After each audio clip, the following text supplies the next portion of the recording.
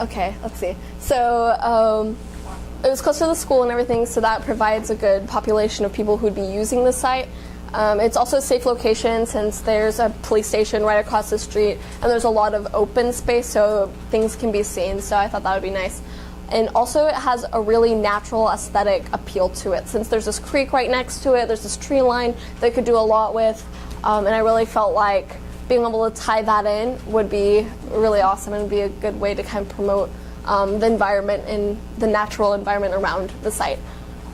When it would be used the most, I was thinking probably before and after school is when I see the most students walking through that area because they're like leaving or coming to school on weekdays. And then maybe during the weekends, I wasn't really sure what time people would tend to come. So I said probably any time that people are out for walks or wanting to go do something, they could go by there.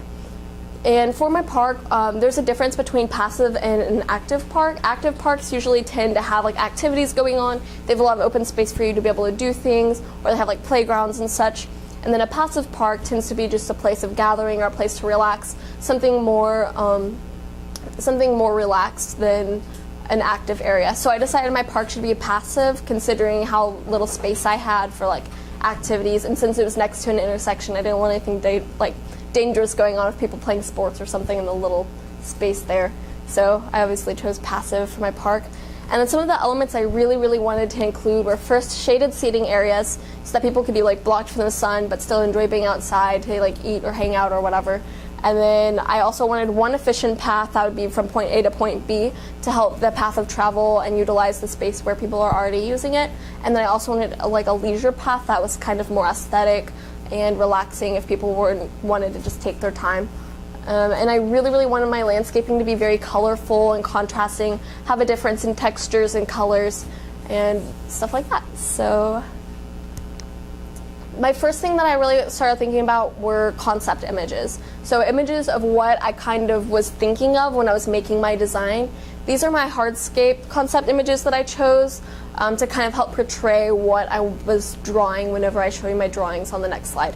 So on the bottom right corner, that would be my boardwalk. I wanted really long linear pavers that went like parallel to the path, because what my mentor was talking about is whenever you're on a path that's like that with the really long pieces of wood or pavement, it gives this kind of illusion that it's a lot longer than it actually is. So sometimes makes it more enjoyable, and it gives it kind of this really neat, unique artistic value to it.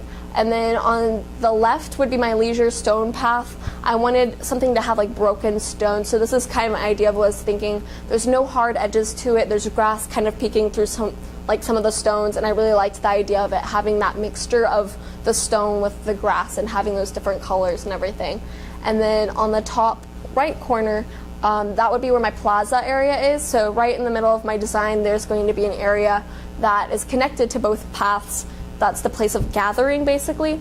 And I wanted kind of a mixture of both the different types of paths. So you get these pavers that are the linear ones, and they're kind of disintegrating and having grass pop through and kind of take over the area. So I wanted the pavers to be perpendicular to the boardwalk and then have the grass coming through to kind of give that same nature feel to it. Here's some drawings that I started with. The top left corner, that was the very first drawing I did with trying to figure out how I wanted the shapes of it to work. I wasn't really sure what I was doing. I'd never done anything like this before, so it was kind of exciting but also kind of stressful because I was trying to figure out what I was doing. The second one right next to it is after tons and tons and tons of trying, that was the design I came up with. I was like, this is it. This is the shapes that I want for my design. I'm not sure what will be what yet, but that's what I want. And then on the far right was just some different things that my mentor was showing me on different things I could do for my plaza area, which my plaza area would be like this little oval-y area right here and here on the big one. But on the right is different designs, like there's a circular radial type pattern, or I could do the disintegrating little pavers, or I could just fill it up completely, or I could leave it grass. So I decided to go with like the disintegrating look and effect of the pavers. So there on the very bottom, the really big one, that was my final design. As you can see, this right here is actually shrub and landscaping. It's kind of weaving in and out. So that one I'll talk more about in my next slide, because that's more of my landscaping rather than my hardscape, but I just included it on this layer because it kind of helps with the shape and everything. But right here is my stone path. here's my plaza, and this is my boardwalk. So it'd be coming from like point A to point B, and then the leisure path. And so that's what I came up with my hardscape, so like just the ground level.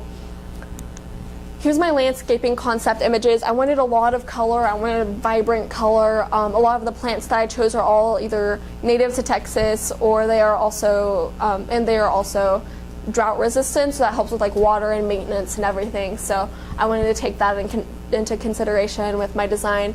So on the top left are my ornamental trees, which you'll see in my design. For the rest, I just kind of would have in my different shrub areas or my planters that I have.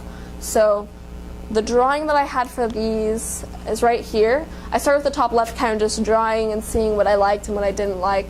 On the bottom left, it was kind of an idea of how the shrubs would interact with it, which my shrubs were on the previous drawing, but that was just kind of to help me have an idea of how it would all flow together.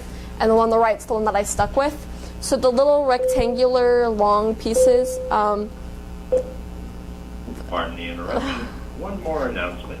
Baseball has been canceled for tonight. It's been rescheduled for tomorrow night, 7:30 at Motherman Field. Bring your popcorn. Have a good day.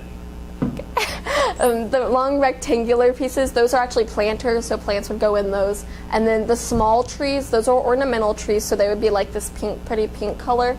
And then the big trees are canopy trees. Here are some concept images for my trellis, benches, and planters, which the planters were in the last drawing. Those are the ones that's the one in the top middle. The trellis on the left, a trellis is basically like a shading structure, so it'll help provide shade to whoever's underneath it and to whatever's underneath it.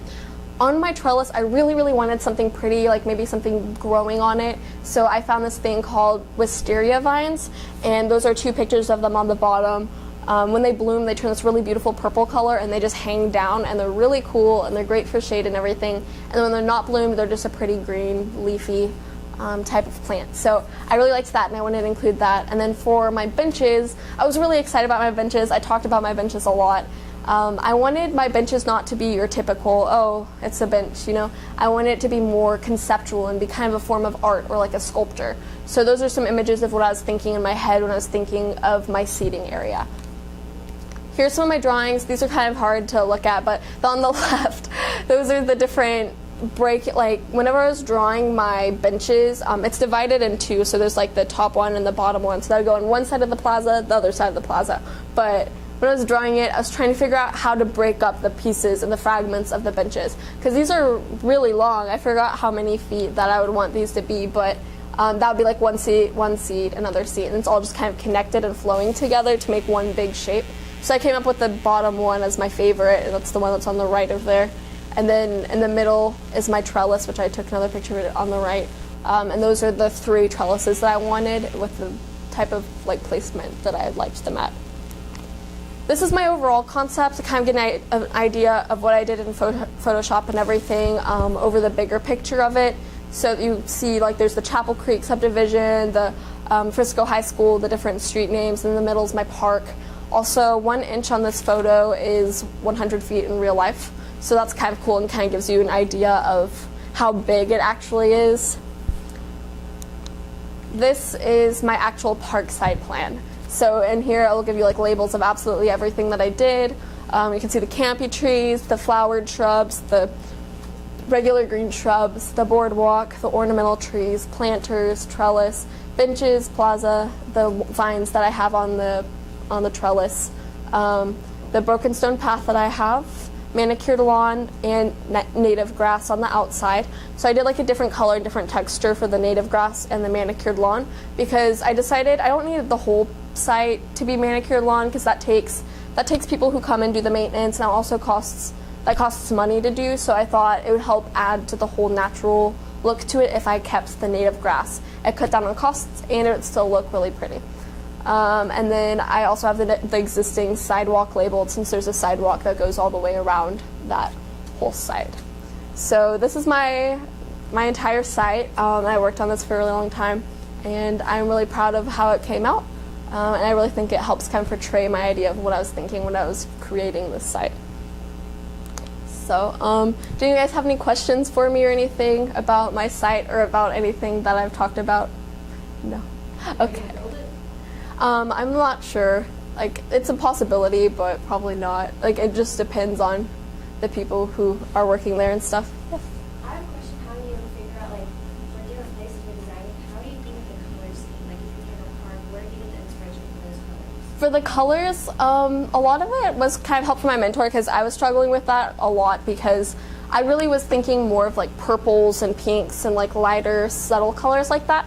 But the more, because I felt like it would clash if I had like red plates and yellow plates and orange and purple. But the more that I saw photos of the different landscape sites, like I would go online and look at different landscaping and look at the plants that they had on there to kind of get an idea of what it would look like with all the colors. And I really liked the mix of colors. So, but something that I was trying to do whenever I was making this was keep the colors kind of separated. So like the ornamental trees are the pink ones. In the middle of the plaza, there's like orange and yellow flowers, which kind of incorporate with the shrubs, because some of the shrubs are going to be red with orange and the other ones are green with yellow. So that kind of incorporates with each other.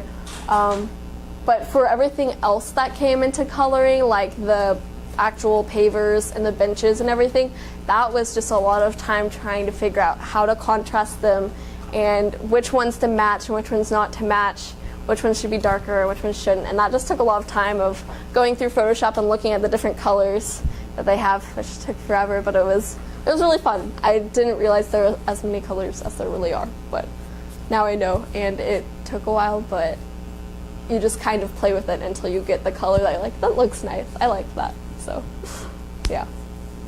Anything else? Okay, great. So in the future, I'm planning on continuing my mentorship at the Parks Department and my job at the Frisco Athletic Center for another year or two.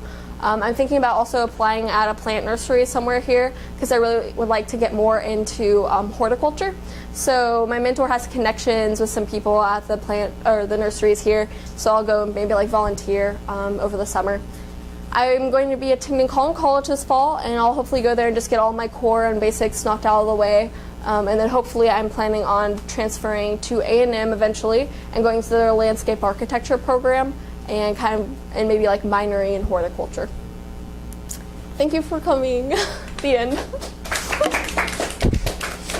I was like 40 something minutes.